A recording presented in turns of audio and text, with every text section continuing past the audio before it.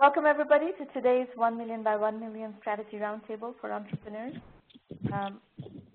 Possibly most of you know that the program aims to help 1 million entrepreneurs reach $1 million in annual revenue by 2020 and build thereby $1 trillion in global GDP and 10 million jobs.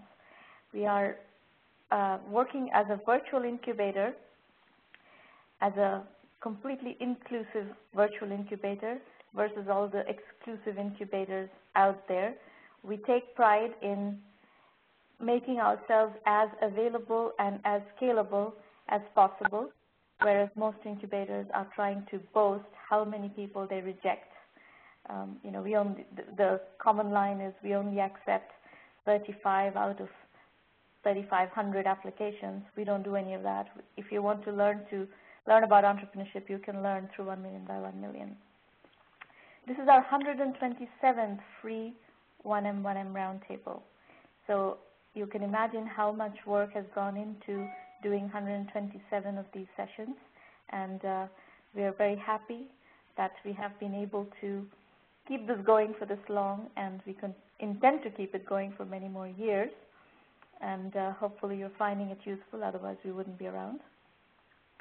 Now, a couple of interesting things coming up next week. As you know, we've been running this Blue Snap and Elance entrepreneurship development contests with 1M1M. So the two companies, Blue Snap and Elance, are sponsoring 12 scholarships. So June 4th and June 7th are the finals. Each session are going to have 10 finalists. At each session, we will be awarding 6 scholarships. And then the next, the other scholarship program that is running, contest that is running, is with ANN Media in the United Kingdom, and also Elance is participating as well. Awarded London, can you, whoever is making noise, can you please put yourself on mute? So in the United Kingdom, yes, last week we awarded 5 scholarships with an event that was hosted at Tech Hub, and ANN Media and Elance are going to be working with us with a bunch of universities in the United Kingdom: Imperial College, London School of Economics, University College London, King's College, Oxford, and so forth. All this is in the works, and you will start seeing a whole bunch of finals of these events coming up all throughout June and July. So it's very exciting times for 1 Million by 1 Million. We have a lot of interest in the program, especially with corporate partners. It's getting more and more interesting. The ANN Media program comes with an interesting channel. We have 130 million consumers that ANN Media's portfolio accesses, and one of the things we are doing with ANN Media here is identifying interesting companies that could help ANN Media monetize that traffic with a revenue sharing deal. So if you're a consumer internet company that is trying to reach large volumes of consumers and you have interesting business models that could monetize that traffic with a revenue sharing deal, that is something that you could leverage, and this could be a fine go-to-market strategy for a lot of B2C entrepreneurs out there. All right. So we are going to record the roundtable, and as usual, you will have it available to share, to refer to later, and so forth. The Twitter handle for 1M1M is @1M by1M, and my Twitter handle is @Sramana. You can follow either or both. And if you're live tweeting the show today, please use the hashtag 1M1M. All right, we're going to start with Eric Gan, who's dialing in from Malaysia, Kuala Lumpur. Eric, please unmute your line and tell us what you're working on.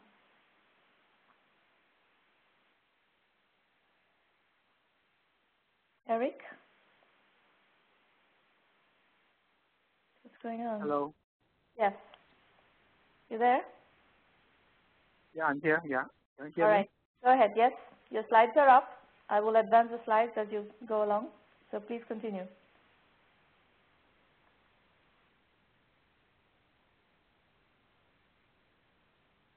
Eric, can you start your presentation, please? What's going on?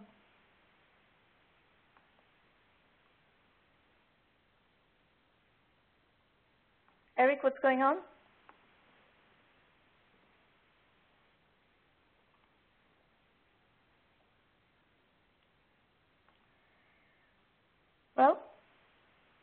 Maureen, if you could unmute your line and come and help debug the situation, that would be wonderful.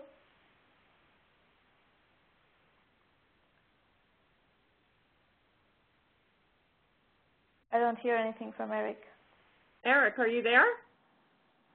Yeah, I'm there. Here. I'm here. Yes. Go ahead. Can you hear me, Maureen? It's your turn to start. Go ahead. Okay. I'm from Malaysia.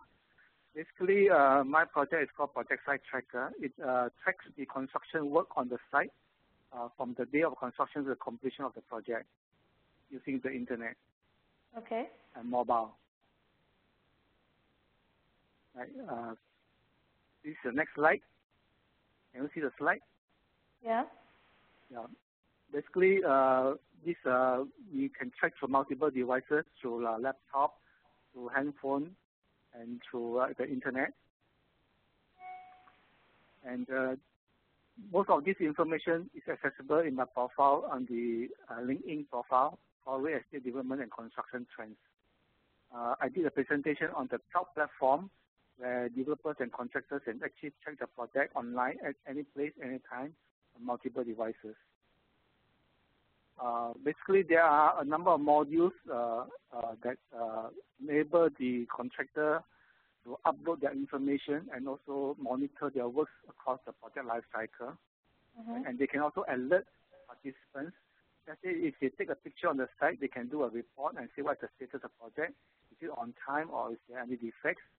And that will be what they call archived in the system. Okay. And when you open the site, there's this dashboard, and the dashboard has this all the modules inside there. What is differentiation is that we have what they call the templates, the forms and the templates where the user can just upload the file. So actually, it's a migration from the way they do manually to the internet seamlessly. Right. The market size is very big. Right. It is basically over 1 million popular users in the Asia Pacific, and the mobile and the number of phones and is actually exploding in the emerging countries. So most of the people are now using mobile to do their work and all that. And so I think the platform is just right now for migration of this industry using the mobile phone number. Okay. So these are some of the figures. This is sampling of what you can do. Let's say you have a camera, you go to the site, you click on the picture, you can describe what is the work on the site. Let's say it is 10% completion, it has delay, and then you can text and email to the participant, to the contractor, or the architect to take immediate action. Right. So rather than make a call, you will now have a picture and as a reporting through the phone. Next slide. You want the market size? So for example, the market size is very huge. Yeah, it is. There's over 1 million potential users in the Asia Pacific. Yeah. And what are they using currently, Eric? Because I know that Autodesk has a full comprehensive software suite for the construction industry. So you're assuming that there's nothing going on in this industry. That's not a correct assumption. No, basically in the West, they have a full site, it's true. But over here, we don't have people who are actually Asian developers to do it the way we run construction projects over here. So basically, what we're doing is that we have our own template to run the projects, the forms, and all those things. And basically, it is easy migration to the portal. And do you have customers in this product already? Yes, we have some customers. We have 2 or 3 customers. It's beta tested, yeah. And are they? So what is the feedback from the customers? What kind of experience? Most of them are during my workshop are very favorable. They actually want to use it, but we have to get them more users to actually use it. And I think one way is to develop apps so that these apps can be downloaded to their iPhone or their Android, and they can then use it to monitor their work. That will be the next stage of the development that I'm working with people to do this apps development. Yeah. And what do you think is the business model and pricing model on this business? At the moment, the model is quite affordable. It's based on per user on bandwidth, so it's a tier subscription model. You pay per year basically. So if a project is running for 3 years, you can pay every year to run the project, monitor the project. So how much are you charging? There is, as I said, basically it ranges from US $39 per user to maybe about US $399, right? Depending on the capacity of the storage. And have you validated that with your market, with your target segment? What do you mean by validated? Sorry? What do you mean by validated? You have validated? Yeah, users app. I also use it on my own project. Okay. Okay, let's go to your questions then. Okay. The basic question is, if I look at the questions, okay, beta tester used by client demo. Okay, I'm developing the mobile version. I'm actually looking to partner with the coder. Do I partner with platform providers, or should I outsource it to freelancers? Which is a better Looking way? to partner with freelancers to do what? To do the apps version. You want to convert your current application to a mobile app? That's what you're saying? Integrate, yeah. The app to integrate with the website. Okay. Well, that's not difficult to do. You can find lots of apps developers on the services exchanges like Elance and Odesk and so forth, and you can find somebody to do that for you. That's not difficult. Which it will be better to partner with already a company who does all these apps, or should I outsource it? Yeah, Elance has lots of small companies like that. If you can find one, it's not partner is a term that you're going to basically have to find a company that is willing to do that project for you, and you're going to have to pay them. No, it's more like sharing revenue. I'm not sure if that is viable. Okay. What about ownership? If I partner with the app developer, ownership of source code.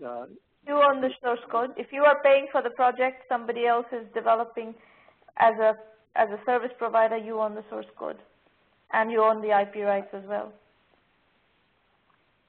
So that means I can in agreement that I own the source code and the copyright, and they just develop it. Sorry, come again? That means I can negotiate to own the source code even though I'm not a developer. Of course, absolutely. The ownership of the source code is always yours. If you are paying for the project, you own the source code and you own the IP rights. Okay. How do I protect the IP rights globally? Let's say if I launch in the global market. You should not launch in the global market. You should pick one market and launch it there and develop market by market. And the most natural thing for you would be to do a full go-to-market strategy for Malaysia, not a global go-to-market strategy at this point. You go from Malaysia, then maybe to some other Asia-Pacific region, maybe Indonesia, maybe Singapore, I don't know what, wherever there is a lot of construction work going on. Indonesia is probably a good market. Malaysia, Indonesia, Philippines, that's how I would go about building this business. This is not something you should launch globally. Because as I said, you have a very, very big competitor in Autodesk that is deeply penetrated into this market in the Western world. Okay. What would be the best model to get funding, angel, crowdfunding, bootstrapping? Right now, you don't have much of an option. I don't think this project is at a point where it can be funded. So right now, you have to bootstrap and build to a certain point, and then look at other kinds of financing possibly. You have to get it to a certain validation level before you can look at financing. And especially the funding network in Malaysia is not, the funding availability in Malaysia is not very high, so you're going to have to bootstrap for quite a while now still. What would be the number of customers that's comfortable before we can go to the next level of funding? It's not as simple as that. It's not just customers. It's also, how can you get those, how are you accessing those customers? What is the cost of customer acquisition? What is the go-to-market strategy? You need to kind of chalk all that out to see whether this project is fundable or not and whether investors are going to resonate with your strategy. So the last question is, you reckon that I should localize first, look for customers in Malaysia, Singapore, the regional area first? Probably the most logical place is going to be Singapore for you. That is my guess. I would, number one is Malaysia, number two is Singapore. So I think that's it. Thank you for your viewpoint. Very welcome. You need to develop a very thorough go-to-market strategy for this, and also I think you need to develop a development partnership. That's something, if you decide that your development partnership is going to be in India, and if you work with partners or perhaps even co-founders in India, then the possibility of a funding option in India may also open up. But we have to work through a lot of structural issues on that, because I think if it's a Malaysian company, the Indian investors are probably going to be less willing to fund that. Okay. But I'm not. You don't have to count that out. I think there's a whole lot of pieces that needs to come together. I wouldn't rule India out, especially if you're going to do development work in India. That possibility may still exist as well. Okay. So what do you think of the overall business model? Say that again? What do you think of this business model that I have? The chances of success over here? I don't know. The business model, again, that is part of the validation. Right now, I think you don't have a statistically significant number of people who have validated your business model. So we have to, business model can only be validated with customers. It's not I who's going to validate your business model. It's your customers who are going to validate your business model. So you have to work through the validation work. Why don't we stop here for the moment? Let me work with the other presenters, and then I will talk to you about the methodology of 1M1M that we teach. And we have other entrepreneurs in Malaysia. You're very welcome to talk to other Malaysian entrepreneurs who are working in 1 million by 1 million to get perspective on how to use the program to learn. I mean, there are lots of pieces missing in how you're building your business, and you need to learn those pieces. And it's not possible for me to teach you those pieces in 2 minutes now, right? You're going to have to invest a good 50-100 hours to learn those pieces that you're going to need to pull together to be able to build this business. And the best way for us to help you do that is through the program. Okay? So hold on. If you want, you can drop off the phone line but follow along. Once you're finished with your presentation, you can drop off the phone line and still participate with the WebEx online call. We're going to move to Abhishek Patra. Abhishek, are you online? Yeah, hello. Hi. Hello, can you get me? Yes, we can hear you. Are you hearing me? Okay, yes. Thanks a lot. Okay, thanks a lot for providing me this wonderful opportunity to speak to you. Okay, so basically I have my startup based out of Kolkata. You know Kolkata is in West Bengal, India. Hello? Yes, I am from Kolkata. Hello, are you getting me? Yes. You're from Kolkata? Okay, very good. It's very good. Actually, the business that I'm right into, presently doing is out of my own experience or out of the problems that I face.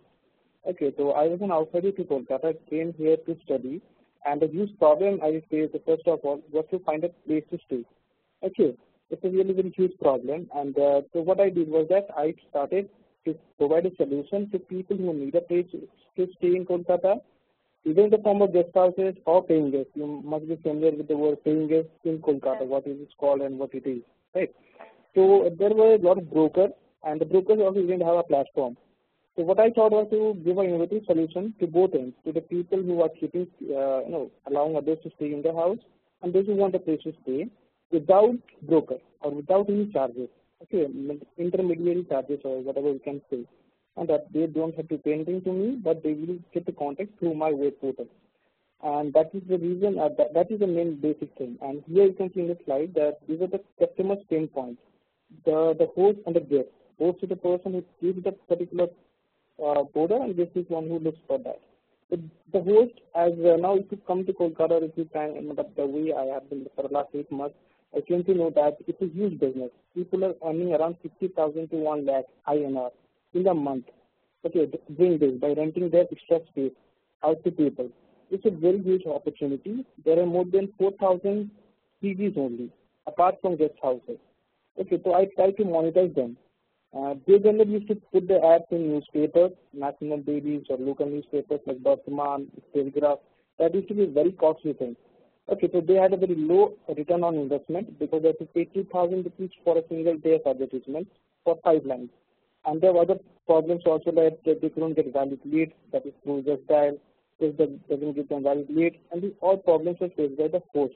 Okay, the guest has all the similar problems, like I told, that they do not have a valid platform where they can come and kind of collect data, have places according to their own kind of requirements. Okay, and if you go to the next slide, okay, there you find the how I solve it. Okay. I do have a website that is totally into position, that's running and that's generating revenue also. Okay, the revenue comes out from the people who live their places there on my website. Apart from the website, I do have a helpline number, rather a 2027 helpline number, that people can call to need a place to stay to help them out with customer solution. Like tomorrow morning, 8 people are coming from Tripura, they need a place to stay.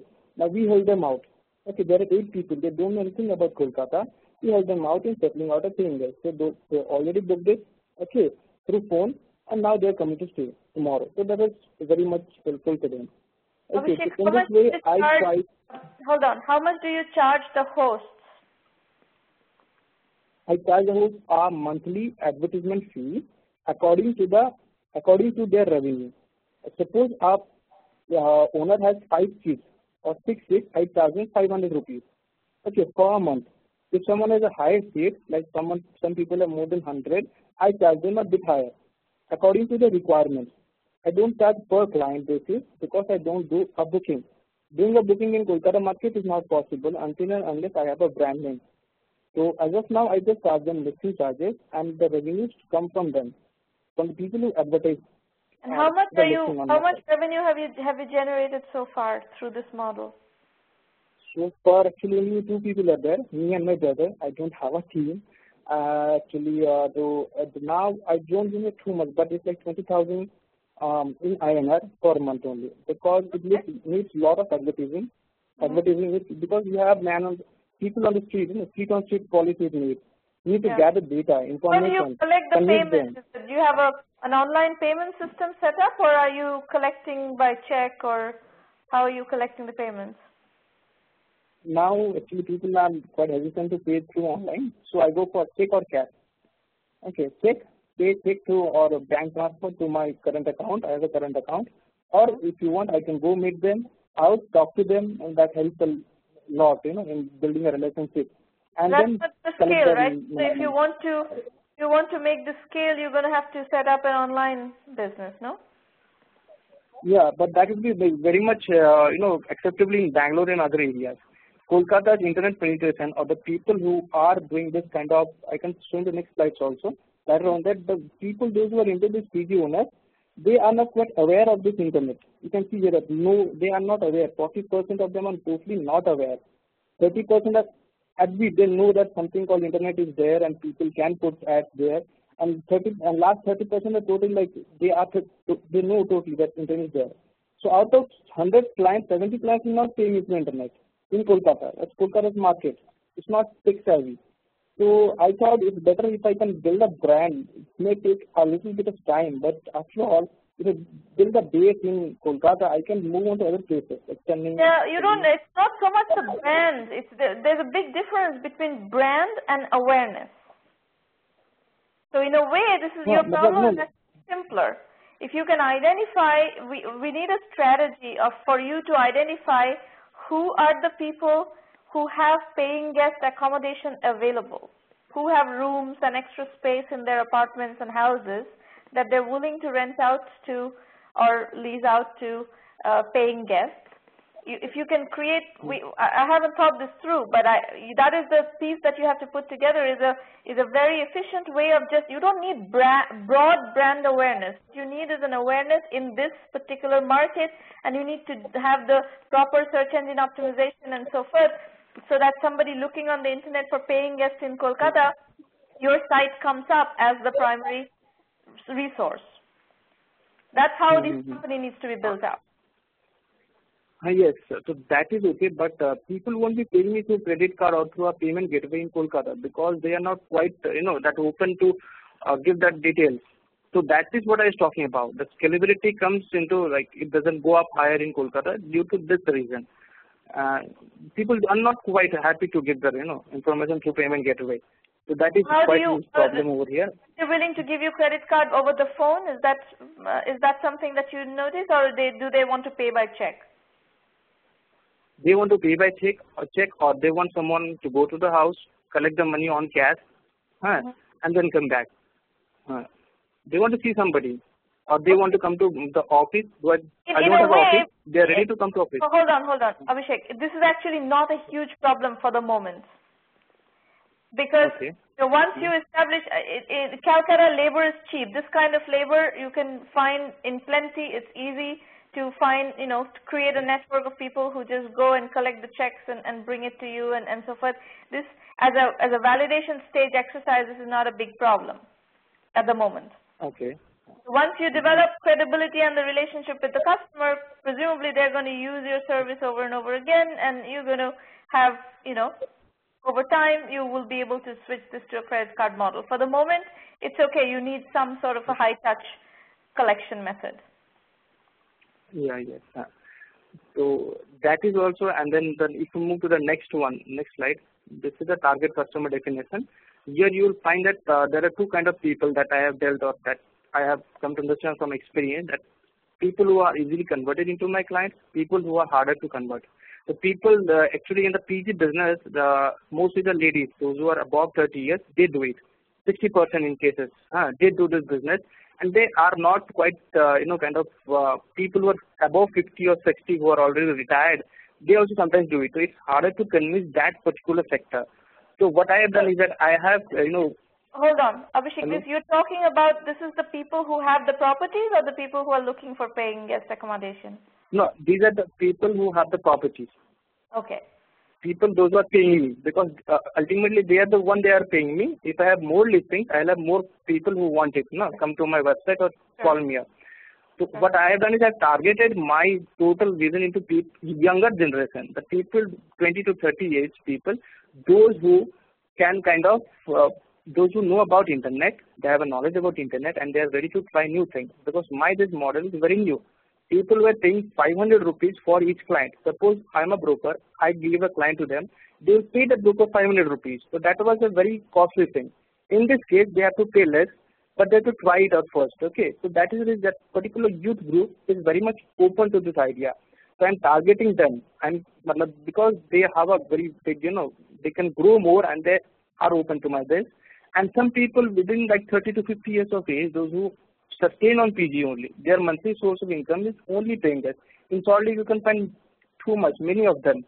So these all are my clients, and obviously the ladies, those who fall between 30 to 45, 50 are my clients also. They're easily convertible. Now in this slide, you can see how we go for customer acquisition. I put ads on newspaper, I put ads on internet, Google AdWords, and then I go scan the leaflets and everything that I put up in places like Sector 5, Jadavpur University. I have some referral networks through students, through PG owners, through brokers. I created as small channels. Okay, the cable TV ads I haven't gone into still now. And then I follow the particular leads with email and regular effective follow-up. and then some are easily converted into, they pay me advance, and then I put the listing, and then keep giving them leads. And some are like, no, I won't put, give me some clients first, that kind of stuff. So for that I give them a free trial. So some percentage goes through free trial.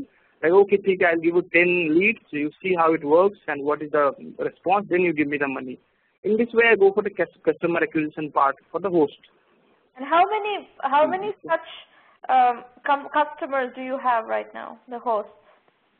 Right now, I have, see, the problem with this is that the PGs, paying guests, not guest house, paying guest part, they don't have vacancy throughout the year.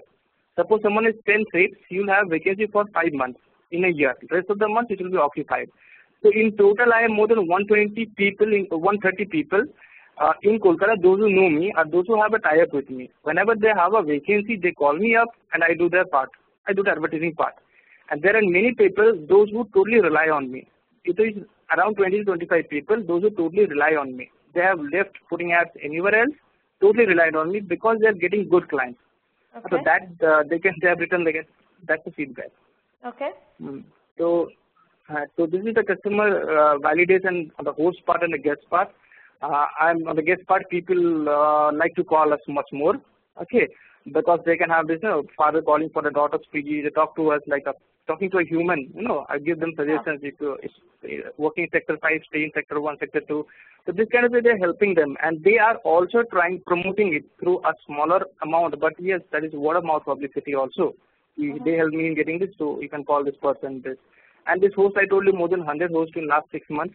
Okay, retention rate is 60%. Someone gives me the money, so like out of 10 people, 6 people come back whenever there was a vacancy. The rest 4 don't come back because I can't get into areas like Behala and all, Garia and all this. Not being it, only 2 people, na?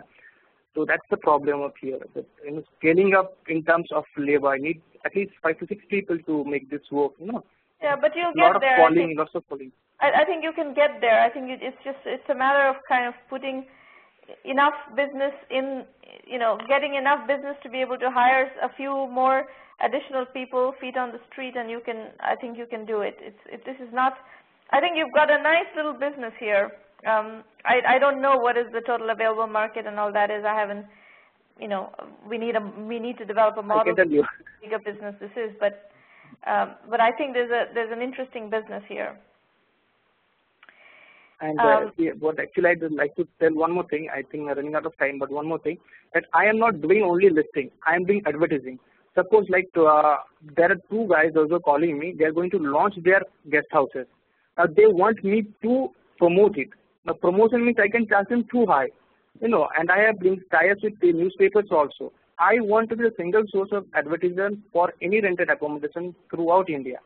As of now, I'm based in Kolkata, but that's my vision. No. Suppose you have. No. This is the rental market is quite different. If it's a apartment rental market, there are lots of other providers, but I think the specific you have zero paying guest accommodation.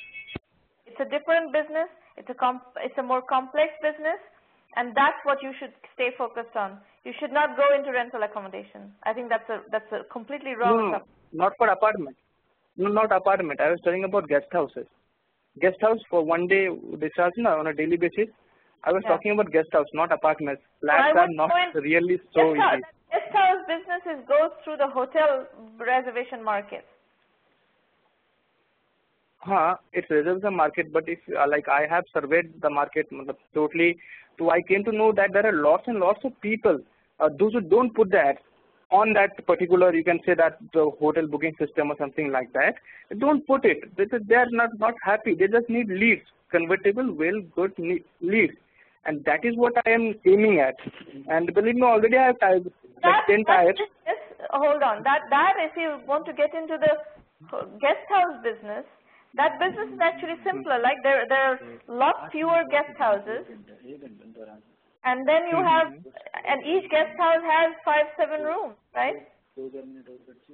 Yes. So whoever is talking in the call, please stop talking because we're trying to have a conversation here. You're disrupting the call by streaming your conversation into the conference. Please don't do that. So Abhishek, coming back to your guest house point, every single guest house has 5, 7, 10 rooms.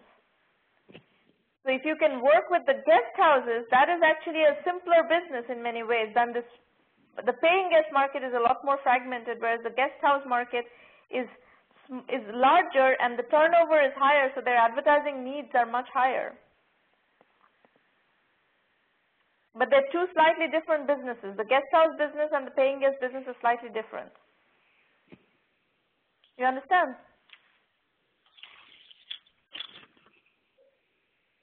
Abhishek? What's happening Hello? here? Yes. Yeah. So what do you think about the business and the scalability? Like I told about the Kolkata market, it's not quite that, internet friendly, but what do you think about all India presence? I know I will be here in Kolkata for like 1 to 2 years, but after that, what do you think of the business model? Can I take it to all India basis? Maybe. It depends on, so I'm actually not at all, I don't have a problem with the Kolkata business, Kolkata market. What you're going to see in the next, in this decade in India is that the internet penetration is going to go up very significantly.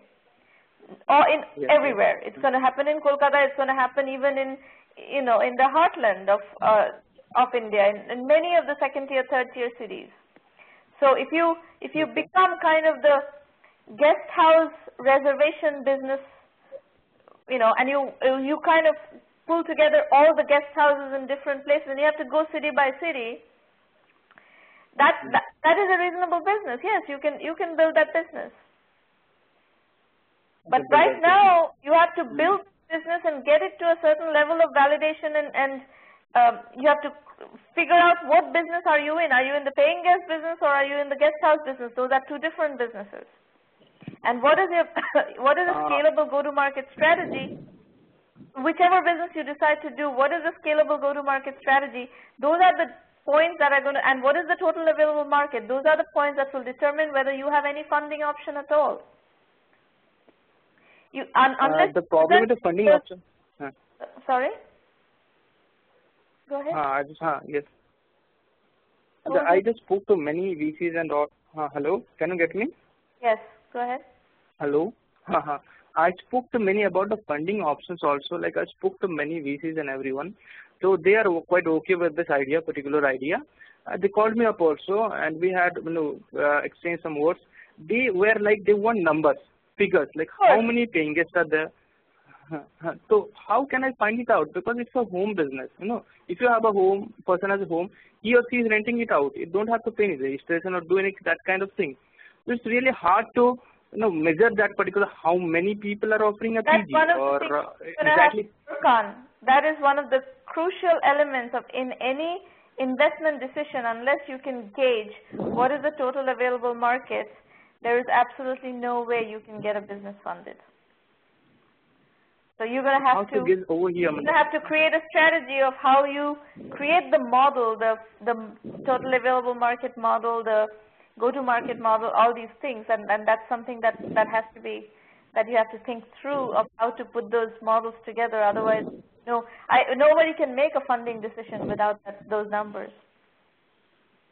I have made a number that is based on the number of people who are coming to work and number of students who are coming to study.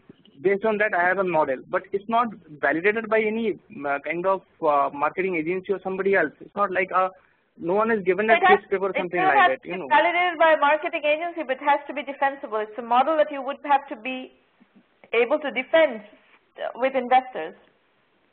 I haven't seen your model, so I have no idea what it will consist of. If I can look at your model and help you build that model. But that model is the TAM model is crucial for any kind of financing decision. So I have the model. So where can I share that things with you? Like I know about the program 1M by 1M, but like how do I share with you? Because I have the model built on totally data that how many people are coming to study, how many to. Why don't you hold on? To work with me, you'll have to work through the program. I will be able to help you only if you are part of the 1M1M program. So why don't you hold on? I will talk about how 1M1M, how we work with entrepreneurs within 1M1M. You can look at if you want to join. You're welcome to join, and I will help you build that model. And many other things. There are that you need before any investor can decide whether they'll fund you or not. This is, I mean, what you have is a very raw situation. It has to be crafted in many dimensions before it can get to the next level of maturity. And that's exactly what we do in the program. So hold on, let me finish working with the other two entrepreneurs, and then we'll get to talking about how how 1M1M works. Now, if you want, you can get off the phone line and just follow along on the WebEx call. Kundan. I'll be on the WebEx. Okay. Hello, ma'am. Hello. Kundan, you're up next. Hello, ma'am. Are you listening to me? Yes, we can hear you. Hello. Yeah. Go ahead. Okay. So first of all, great wishes from the team Vizifu, founder of Vizifu. Can I start now? Yes, please do. Yeah, ma'am. So what Vizifu is? The first thing is it's a web service which allows you to search, ask, or share questions online.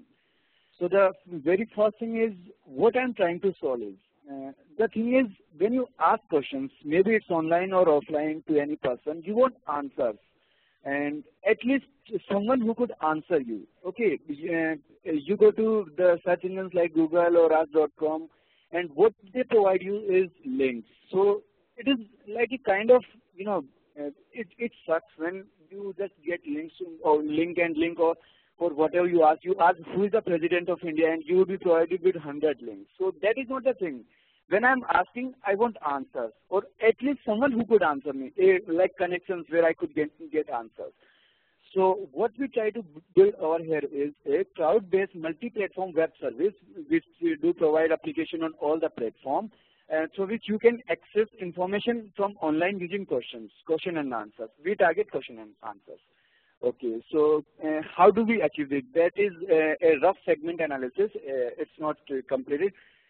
We divide it in 3 parts. First, for our application or our web service, there are 3 kind of person. Information seeker, those who want to get information, like get answers to their questions. They could be internet searcher, developer, programmer. Maybe programmer wants to know about something, they want to ask something, how to solve something, etc. The second thing is asking your connection. That is asking on social media sites, email and messaging, etc. So I would like to explain you how do we achieve that. Our platform is about socializing your experience of asking questions. There is, suppose you want to travel to New Delhi and you are new to New Delhi and you are asking, you are searching on internet like which are the best places to visit Delhi or visit on Delhi. So what over here we do that if you are connected with your Facebook, Twitter, etc. account, and if suppose 2 or 3 of your friends are from New Delhi, maybe they are from New Delhi, or even one of your friends has liked a hotel in Delhi. So it would provide you a skilled, connections key. These are your 4 Facebook friends. You can ask them even like they are from Delhi and they can help you. They would provide you specific answers to your questions. It's not like when you go to Google and you get a lot of links of hotels, etc., etc. So here we create connections. Suppose if something is not available on social media, like you have no connections with social media, you can then even send messages or emails, like you can add email and ask the same questions to the users. So how do it work? When someone searches for the question, there would be a set box in the web application as it's clear. So first, the application would try to get if the answer is already available. If someone has already asked this answer on any kind of forum, or it may be available on Wiki answers, or so it may also be available on social media, like someone already has asked something on Facebook. Okay, so through this first it would try if the answer is already available. If not available, it would give you the connections to whom you can ask. The second, the last thing which is important, what I call the QPad feature, question pad. So this feature is about for those who want to collect the information. Suppose you ask a question, now you can create a QPad through the application. You can save pin the questions. Like you ask some question, you get it's correct for me, and I want it for the future reference. So you could pin the questions. another thing is, why would someone want to use Twitter? Like he would be updating through my application, through this BG2 application. The thing is, suppose through Twitter you once asked a question, who is the same question, who is the president of India? Someone replied. There is a conversation between 2-3 tweets. Okay. Now after that you tweet 100 more tweets, and your question gets lost. You have not pinned. So when you ask through our application, BG2 application, you can pin your question. It could be a Facebook question, you can pin it, or it could be a Twitter conversation, so that it lives there for the future reference. Another thing is, like there are some bigger sites like Stack Overflow, programmer site. You find you are having some problem and you find 2 and 3 good questions, good answers to 2 and 3 questions. So you can pin them for the future reference. And here, another thing, as I already explained, is we try to give you the answers, not the link. What happens in Google, when you sometimes ask questions, they will give you the link to the questions whose answer is not available at present. Like on a forum, someone has even not answered the question. So that is the thing we try to do in our application. Are you listening to me? Is it okay? I'm listening to you, yes. I think you have a huge problem here, is that your examples are from all over the place. You have questions that developers or programmers would ask are not the same questions that travelers would ask, and so I think, for me, there are lots of problems with your segmentation. That's number one feedback. And the second feedback is there are lots of Q&A services, question-answer services like Quora and so forth, and these services don't monetize very well. So I'm not clear on how you plan to build this business. Who pays for what here? Actually, I missed one point. That is, when you ask questions online, it is like you select your categories also.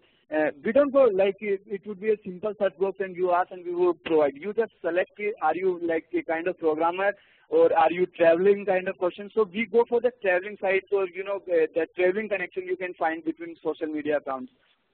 So that is also, we try to specify we try to get the specification what kind of question you want. I don't like these kinds of businesses. I don't like these kinds of businesses that have such broad segmentation, because I don't think they ever succeed. Actually, it is an application. So if it could provide, asking the question, it will help people asking the question. So it could be from all of the area. We can't. The thing what I decided was we can't go just specific for the programmers or for the travelers. Like you go to a search engine and there is no limitations that this search engine would only give you for the travelers. This search engine is only for the programmers. So they provide you means you ask anything, they would try to help you. So that is the creation of multi-platform based application, and you could save your questions online. The thing is, I've never seen these kinds of businesses be successful. Sorry, can you repeat please? I've never seen these kinds of business. Question and answer services on the internet have been around for a long time. There's stuff like LinkedIn Answers, Quora, Yahoo Answers. There have been these kinds of businesses for a long, long time. This is not a new idea at all. There may be new ideas, but it's not a new idea. And these are not that have ever been successful. Okay, I agree with you. But what I will try here is that I provide an application which could give you the answer. It's not you post and then ask someone come and reply my answer. It is not something like I'm getting your point, and you're correct also that not most of the businesses related to questions are successful. But over here we are not asking you that you post a question and you just wait for the answer to come. If something is already answered on the internet, so we try to provide you that information. So that is a kind of application which would provide you the specific answers. So that was what I was trying to solve. I'm not convinced about what you're proposing to do. I'm sorry, Kundan. This does not. Okay, ma'am. Okay, so can we continue, or yes. Should we move out? Continue. Yeah, the thing is, about the questions, that was first, as you have already said, that it's not too much good, like it's not a kind of business which could scale. Do you think any scaling kind of thing it could happen in this business? First thing was I wanted to ask you about the money-making factor. I'm not much after making money, but to meet the developing costs or hosting costs, I have to find a way out. So, do you think is there any kind of potential in that? Well, this is in this program, we are only interested in businesses that are interested in making money. We don't support non-profit businesses. We don't really have our methodology does not support non-profit businesses. So if you do some toy project without a business model, that's just not what we do. Okay. Another thing what I wanted to ask that is about, first thing we provide, you get the information from everywhere. The second thing is creating a kind of premium model in which you can, like, it is something like survey sites already available over there. There are lots of very successful survey software companies. So I don't think that's, again, you're going to have when you come into markets that have long histories and there are lots of people already playing in that market, it's very difficult to be successful because you don't have any resources to compete with these companies. Quite big in that space. If you want to do the survey business, that business is actually an okay business. Then you have to come up with an angle where you can compete with Survey Monkeys, and that's something that's worth looking at. If you want to do the survey software business, that is a reasonable business. I know that for a fact that you can build a money-making business in that space, but you have to come up with an angle of how do you compete with the existing players. In that case, do a comparative analysis and see if you have an angle to compete with them. Yeah, I agree with you.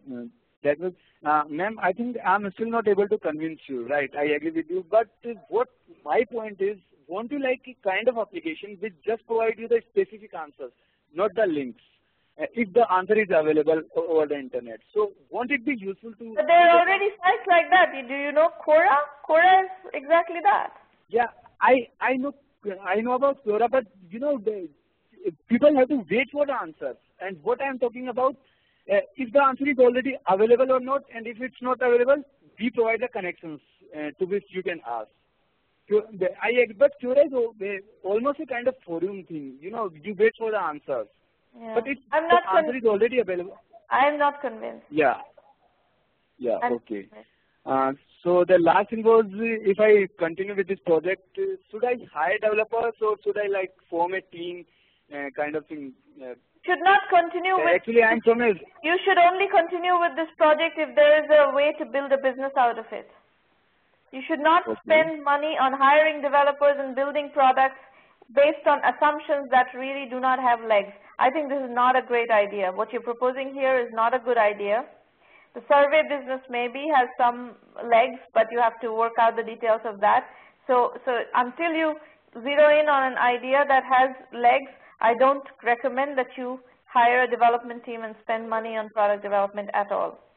Now, you are in a remote city. Yeah. Actually, if you can build a small development team in a remote city, that I don't see a problem with that. And at Pilani, you have the whole BITS population, right? So conceivably, Pilani does have developers. Yeah. And it's not like you need 100 developers. You just need 2 or 3 people to build this with, and I'm pretty sure you can find that there. Yeah. There's some advantage of doing projects in non-major cities because there is, because you have small communities of people and there's not as much attrition. But then I don't know enough about the BITS location to know whether there are any people at all, any developers at all. So that's something you have to look at. But you don't need 100 developers. You need a very small team. And my hunch is you probably can find those people there. But I don't know that for a fact. I can't say that for a fact. Yeah, okay. I would try to be in contact with the local people. Yeah, check it out. If you can find, a small number of people, you can definitely stay where you are and work out the business there, and that's okay. I don't have a problem with that because internet businesses can be done anywhere. That's the beauty of internet businesses. Yeah. I agree with that. So it's almost finished, and I would like to ask a few more things about the. Okay, the business model is not quite compatible. I agree with you. Like it's not it would make a lot of money at present. It doesn't seem like that. But still, I'm convinced with the idea. I myself convinced with the idea. I'm excited about the idea. I would try to reframe it, reinvent it, so that we could find a business model. Do you agree with that? Should I continue little more with this? If I could repatch everything, so that's or entirely should I up just to leave you. it? You can continue if you have some idea that's going to morph into something that is a doable, acceptable, business idea that has monetization models and so forth attached to it, that does validate with customers. You can continue, but you have to. The ultimate question here is there appetite from customers to use this product on a large scale or even at a medium scale, and is there a monetization model? And if you can't answer those questions, then don't bother with this idea. Yeah, okay. Okay? Okay, right. Thank you, ma'am. Okay. You're very welcome. Next is Rohit Singh. I'm amazed. I've never seen a roundtable where there's 2 presenters from Kolkata. Hi, Maureen. Hi, Sramana. This is Rohit. Hi, Rohit. From shopoffice.in. Yeah. Tell us what you do.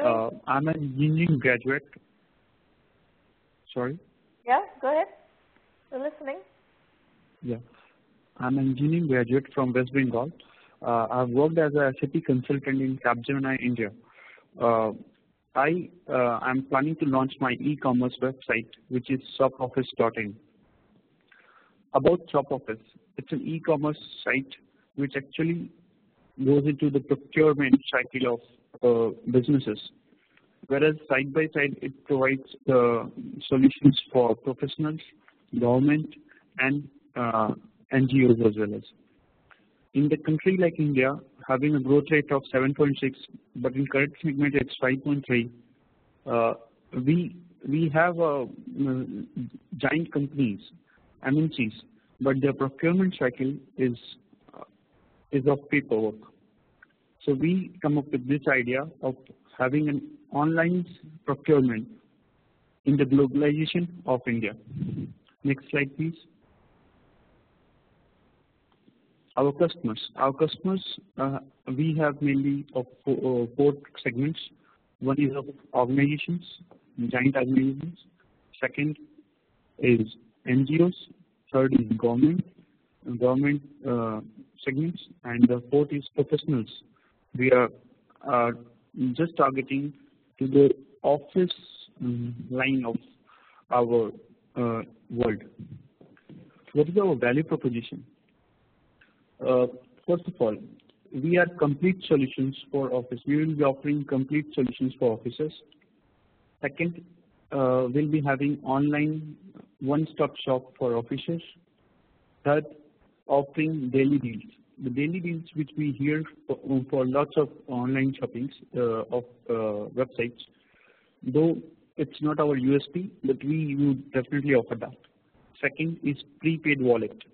Rohit, let me ask you a question here. I don't think I'm understanding what you're trying to do here. What is this? Is this an exchange of some sort?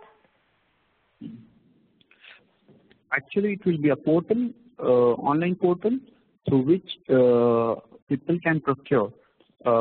It will be an portal having solutions for professional as well as for offices. Offices, they will have a procurement portal. Procure what? Office supplies? Are you talking about procuring office supplies? Yeah, office supplies as well as the personal need requirements like apparels, electronic goods, everything. Whichever things are required for a professional, for a person who is working in office or for running an office, all those things will come under that particular segment. This particular e-commerce website will be providing complete solution from top to bottom for office related things. So my first suggestion is be very precise and constrain your assumption. If it's a procurement exchange sort of for procurement portal for office solutions, make it that and just focus on that, because right now you have a bunch of features here, like you have daily deals. Okay, you have daily deals on office supplies, fine, but these are features. That's not the value proposition. The value proposition is it's a procurement portal for office supplies. Yeah, sure. Okay? Sure. Yeah. As well as, yeah, thanks. Our segmentation. We have done our segmentation based on businesses. Businesses we have segmented in 3 categories: small size business, mid size business, and large size business. Small size business, mainly they face problem like they need to purchase from a retail shop where they don't get any discounts on the MRPs. So if we come up with a discount price for them, they'll surely buy from us. For mid-size, it's a problem with multiple vendors. You have multiple vendors and multiple businesses on this exchange. It's a procurement exchange, right? Yeah. Yeah. You're trying to build a procurement exchange. Is that yes or no?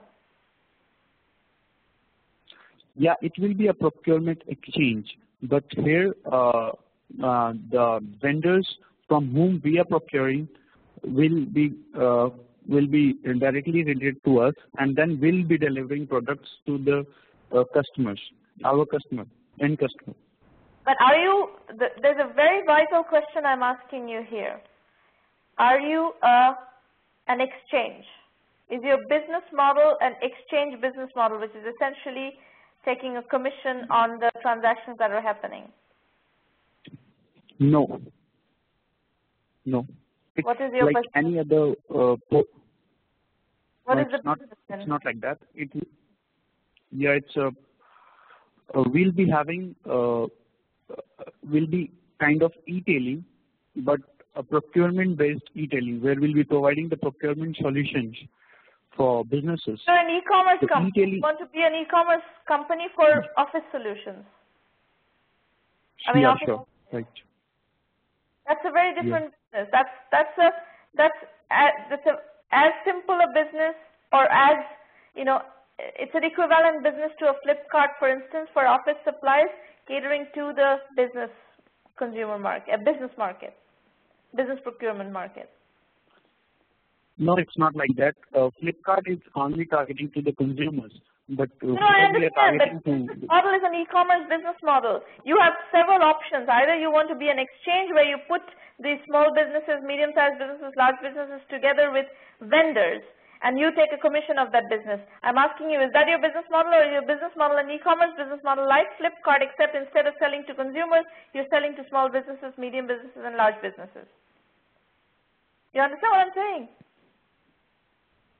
Those are your 2 options here.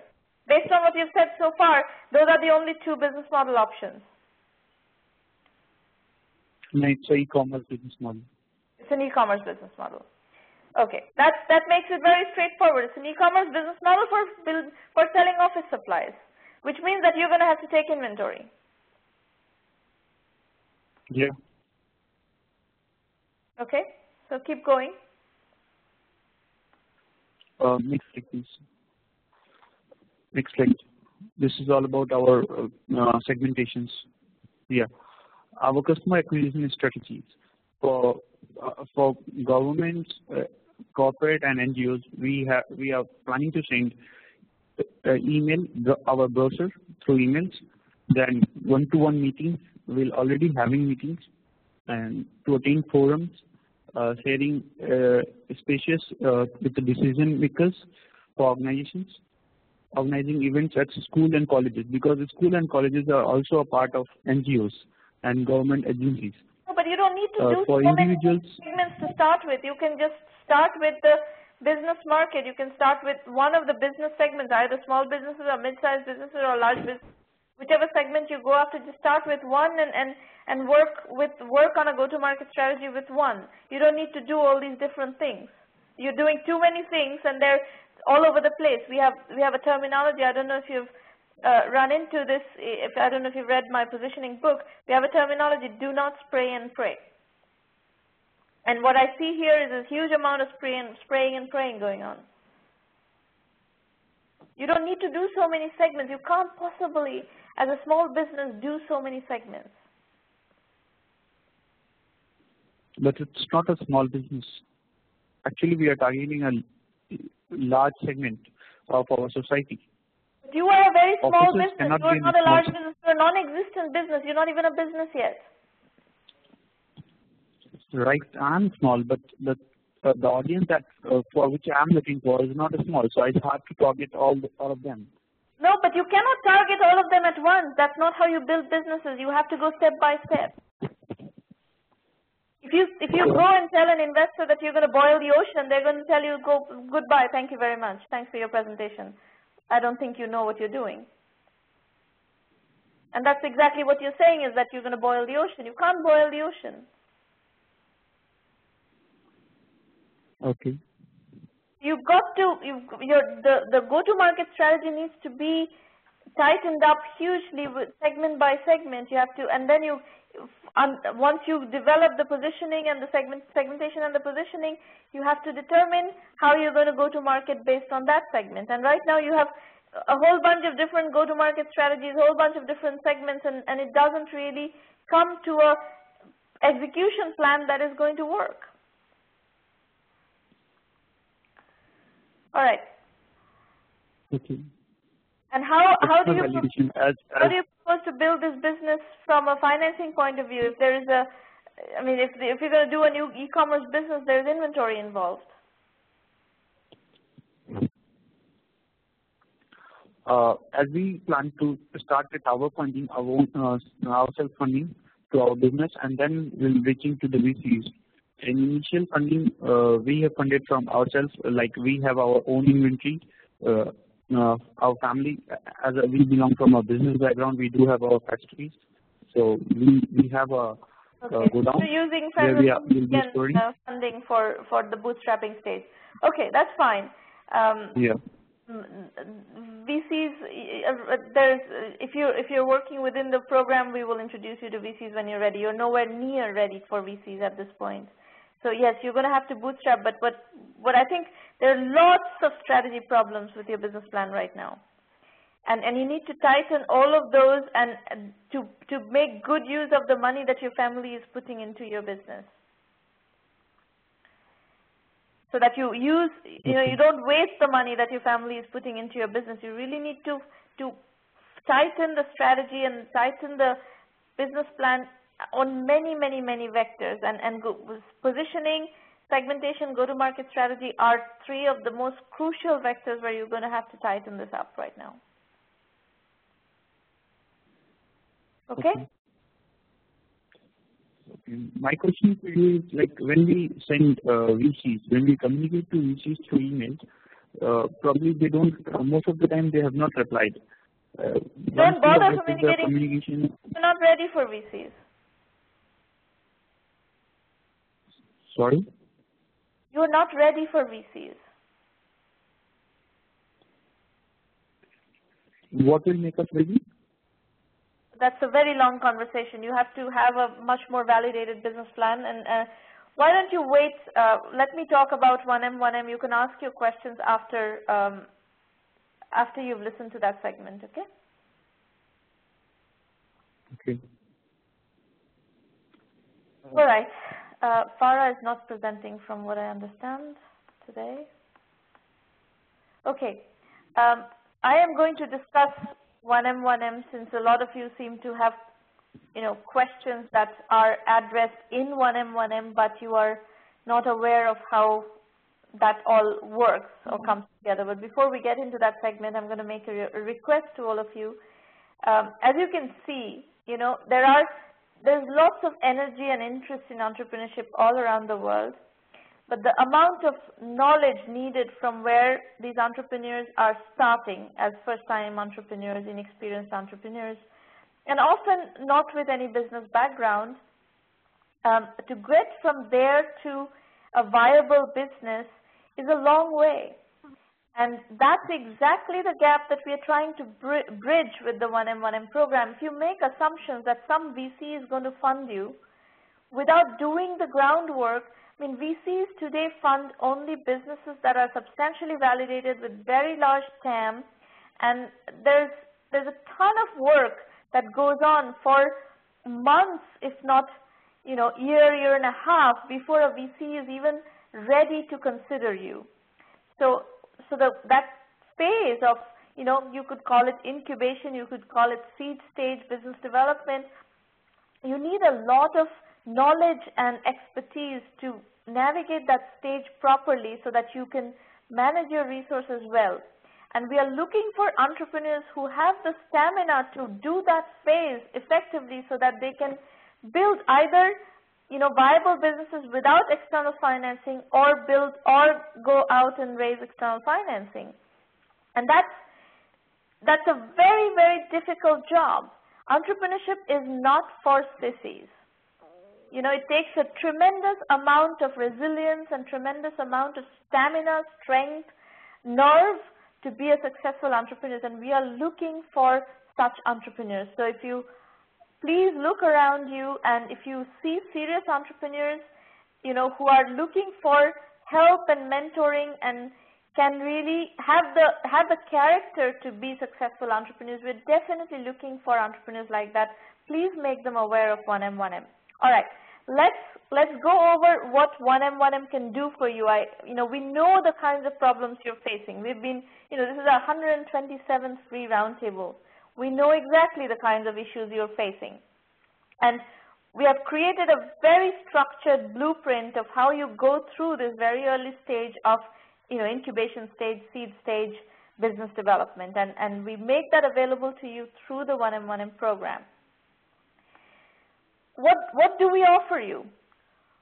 As a very basic level, you have the free resource of our blog, which is at sramanamitra.com. There are tons of case studies, tons of material through which you can learn, and that's entirely free. We also have the Entrepreneur Journeys book series, and this starts to provide some synthesis and some methodology based on the content that we've been developing, the case studies that we've been developing. There are 4 volumes of Entrepreneur Journeys books. They're available on Amazon Kindle and in India from Flipkart, and soon Amazon India. The books particularly drill down on 2 excruciatingly important topics. One is bootstrapping, and the second is positioning. One of the things that frustrates me greatly is when I see, inexperienced entrepreneurs sending emails to VCs, and VCs don't open those emails, or VCs send you some kind of a rejection. You should not be sending random emails to VCs with half-baked ideas. That is a very wrong approach to trying to raise funds. You're going to have to bootstrap your business to a level of fundability and investor readiness, and unless you do that, you will not get anywhere with investors. So we emphasize greatly on bootstrapping, we emphasize greatly on positioning, because positioning is what allows you to build a business in a cost-effective, capital-efficient manner, and these are crucial value systems of the 1 million by 1 million philosophy. We want you to be lean and capital efficient. In addition, we have these free roundtables that happen every week, and in fact in June we have roundtables twice a week, free roundtables twice a week, because we're running all these various different contests with various corporate partners and so forth. So I'll give you the schedule of free roundtables coming up shortly. As you know, this is our 127th roundtable, and we've coached hundreds of entrepreneurs in these free sessions. In the premium program, by the way, this premium program is the fastest way that you can bridge your gaps in understanding of what happens in an early stage company, in an early stage startup, and what you need to know, what you need to learn. We teach you extensive methodology through a curriculum that is based on video lectures and case studies. We help you with business development. We connect dots with customers, potential channel partners. We give you extensive strategy consulting similar to what you're seeing here in this roundtable, similar format, but for members only and much more in-depth. And we also help you with financing. Our network of investors, we have credibility with them. We do not send them startups that are not ready.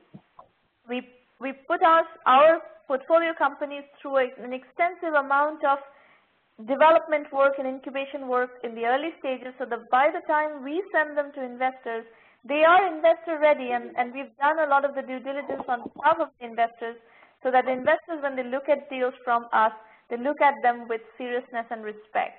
So the best way for you actually to get introduced to a VC is through us, because we would prepare you for that kind of interaction.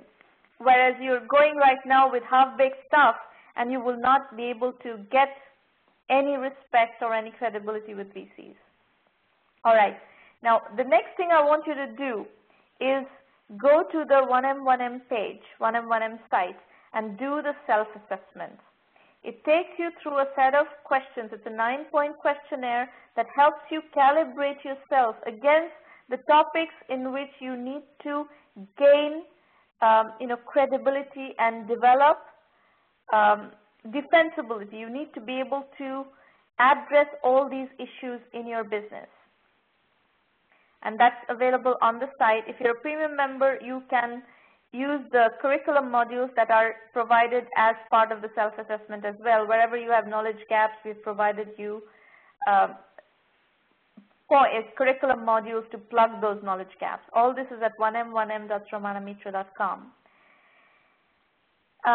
If you go to the top black bar, we have premium program FAQ and video messages on that bar, and that's where you get a lot more explanation of the premium program.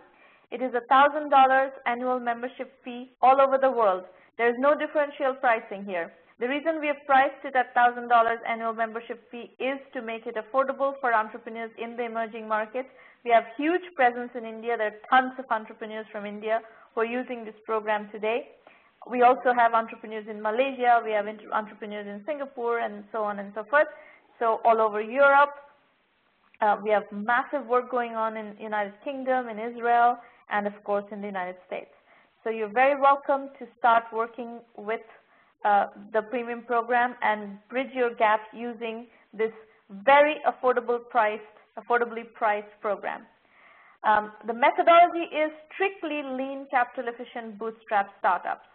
And you need to, whether or not you're looking for financing, you're going to have to go through a significant phase of this lean, capital efficient, bootstrapped business building before you can become fundable. And that is, it is not an option. This is not optional. It is a requirement. You have no choice but to do this given the current market.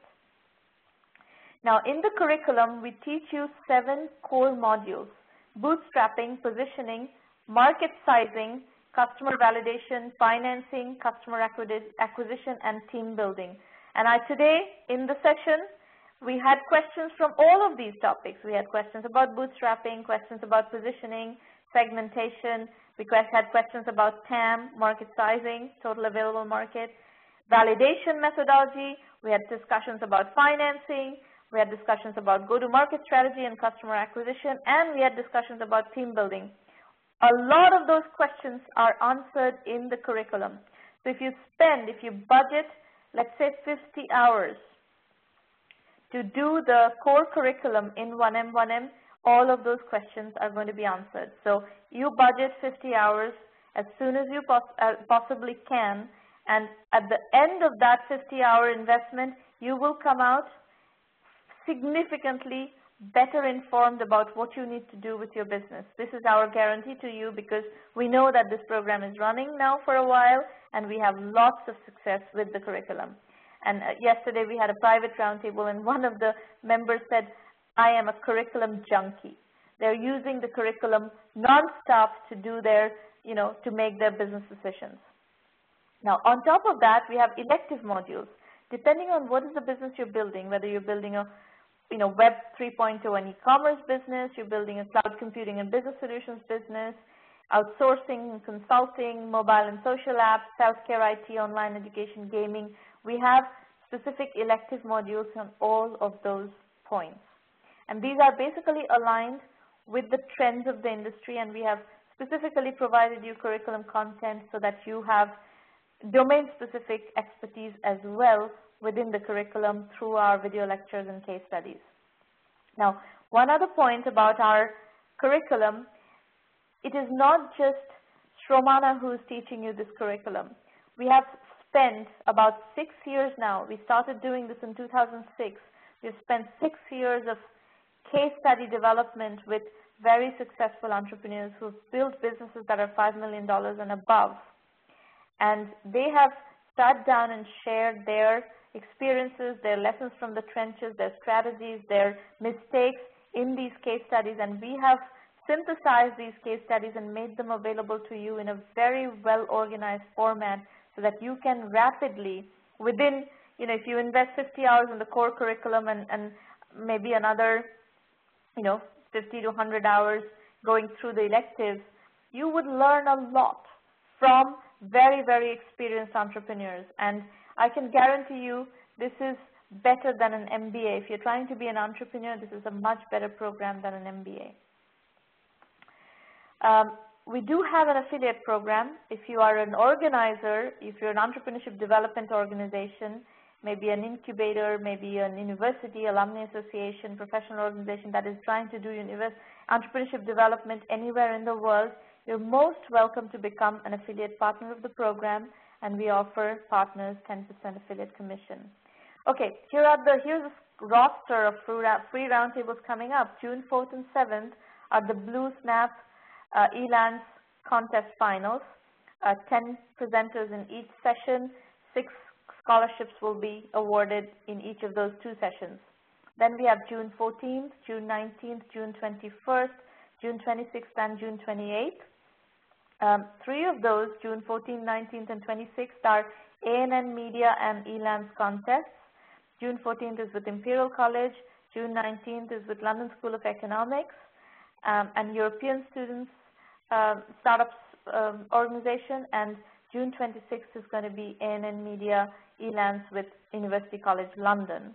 In addition, we have a bunch of work going on in Colorado. June 21st and June 28th are both Colorado entrepreneurs. June 21st is Innovation Path Pavilion in Colorado, and June 28th is Boulder, Colorado entrepreneurs. And of course, we have a full roster in July as well and August. But for the moment, we really have 1, 2, 3, 4, 5, 7 roundtables coming up in June alone. So please feel free to take advantage of these programs, and some of you are probably participating in the contest as well. And finally, if you're working in India, which I know many of you are in today's session, Vision India 2020 is a very, very interesting book of $45 billion business ideas, and you're very welcome to morph, borrow, steal any of these ideas and work on those. We have a specific module in the curriculum on Vision India 2020 businesses. So it's written as a business fiction set in 2020, and it's a futuristic retrospective. You're sitting in 2020 looking back on building these businesses. There's tons of strategy work already done on these businesses, so you can pick up one of them and start building on it, and we will be happy to help you. So that is roughly what I have to say to you in terms of 1M1M and what you can expect to get if you decide to work with us in the program. So my public chat is now open for question and answers. We have 7 minutes of Q&A left in today's session. Please go ahead and type in your questions in the public chat, and I will be happy to answer those questions.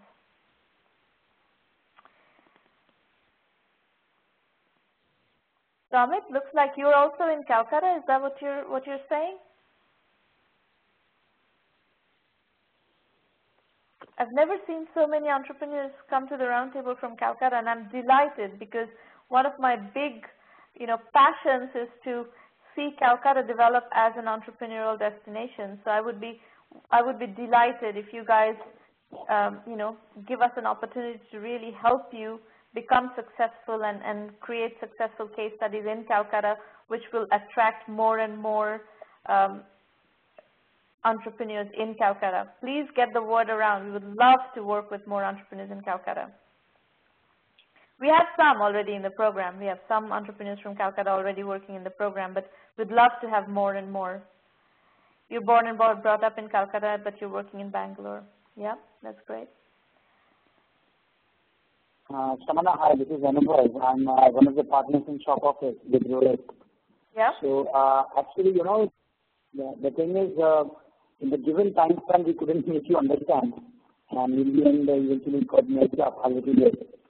But anyways, I mean, are we allowed to appear in some other roundtables as well, where we may put, you know, a bit more streamlined, in a bit more streamlined fashion, exactly what our concept is, what our segment analysis are, and we have definitely taken home the comments we have given, and you can try to get a spot in a roundtable, but you know, roundtables are extremely popular, as you can see. So we don't really have a lot of, in June, for instance, I don't think there's a single slot available at this point. Everything is booked up completely.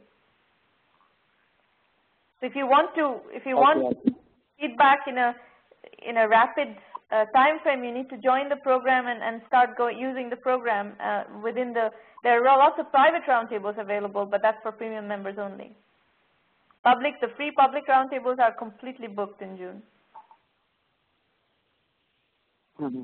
There's a lot of momentum in 1 million minimum. In 1 million by 1 million, there's a tremendous amount of momentum right now. And we work on a global scale, so you can imagine how many people are trying to get into these roundtables. Right. And we generally do not give priority to people. When we look at registrations, we don't give priority to people who have already had a chance to use a roundtable slot. So you're automatically deprioritized because you've already got a session today. I do understand that you agree, but the thing was, we couldn't represent the idea completely. I mean, no, you couldn't. We just didn't want the roundtable like this. You need a lot of work in your positioning and messaging and so forth to get to a really good, you know, crisp presentation. I have a question. I see a question in the public chat, but you're right, Ramanathan, you're writing to me privately. It's better that you put it in the public chat. So you need to send to all participants. I will read out the question and answer the question. Raman is asking, hello, it is always a pleasure to attend 1M1M. The question I have for joining the premium program, does one need to have an idea drafted and validated to join the premium program to capture maximum value? Who were the entrepreneurs who have successfully used the premium program? Did they already have an idea validated? No. The answer is you can work with a concept stage idea, or you can work with no idea. A lot of people come to the program just to learn the process of coming up with an idea as well, and we have lots of ideas. For instance, you can take a Vision India 2020 idea and work on it, and as you go through the case studies, you will develop ideas just by going through the program. So no, the answer is you do not need to have an idea drafted, or you know, you don't even need to have a validated idea at all. And the other behavior, pattern we are seeing a lot is somebody will come up with some sort of an idea, join the program, use our validation methodology, and sometimes the idea does not validate. We have people in the program, we have members in the program who are on their, let's say the first or second idea did not validate, and they're working with the third idea which is validating. This is something that is happening in the program as well, because often what we recommend you do is use our validation methodology, and if the idea does not validate, we don't want you to waste your time on this idea. If it doesn't validate, we want you to quickly invalidate the idea and get on to the next idea and follow the methodology to make sure that you get to a validated idea and not waste years of your life on, bad business ideas that do not have legs. Who were the entrepreneurs who have successfully used the premium program? Did they already have an idea validated? We have all across the board. We have tons of entrepreneurs. You can go to the testimonial page on the home page of 1M1M. You'll see lots of testimonials, and in fact, Maureen is actually updating the testimonial page with a lot more testimonials. So instead of answering that question, I think the best way for you would be to go refer to those testimonials. Anybody else? Any other questions? We have 1 more minute to do Q&A today. The same question again. Shall we drop this idea, move to some other idea as per you, or shall we stick to the idea and make some amendments? Who is this? This is for shop office. This is another. Shop office, I think, is probably going to validate. I've seen that business idea. That shop office business idea has been very successful in the United States. We have several companies that we have profiled on my blog that have built significant 50 million, 100 million businesses selling office supplies to businesses. That e-commerce business idea is actually a business idea that will validate, I think. Okay, great. Thanks. But you have to get to a much more crisp business strategy. Idea-wise, I'm pretty sure that idea is going to validate, because I've seen that already be successful in other geographies. Okay, that is what we wanted to know.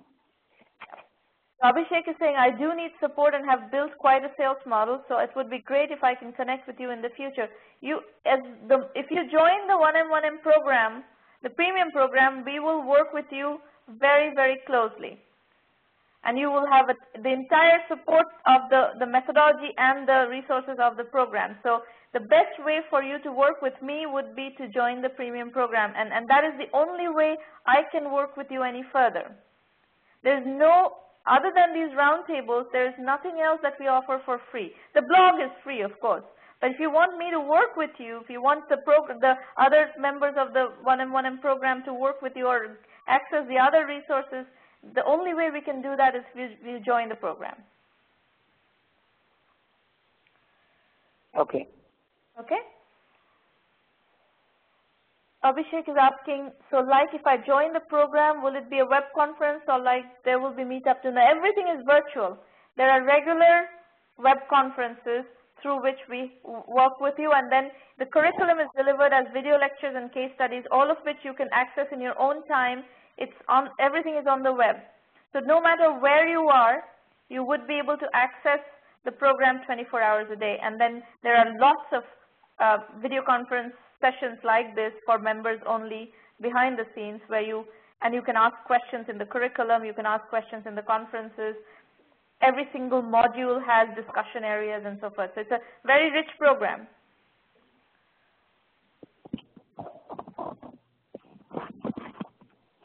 And by the way, Irina is happy to talk to you on Skype. If you want to discuss your specific situation with Irina, Irina will work with you on Skype and answer your questions if as you explore the program, and if as you go through the FAQs and so forth, if there's something specific you want to ask Irina, you can schedule time with her to talk to her on Skype. There you go. She's giving you her Skype ID, Irina_Patterson. So, bottom line is the program is right now, the program has a ton of momentum. There are lots of members, and lots of members are finding it extremely useful. So we can tell you with confidence that we can help you, and we know exactly how to help you.